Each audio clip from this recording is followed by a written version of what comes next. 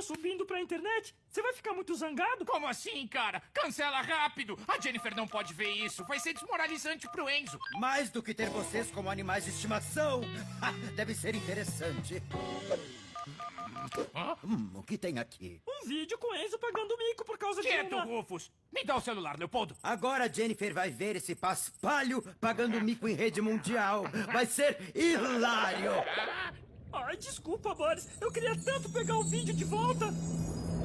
If I told you the video is uploading, would you be super duper mad at me? What do you mean? Cancel that quick! If Jennifer sees that video, it's really going to embarrass Enzo! Embarrass him even more than having you two as pets? It must be amusing then. Huh?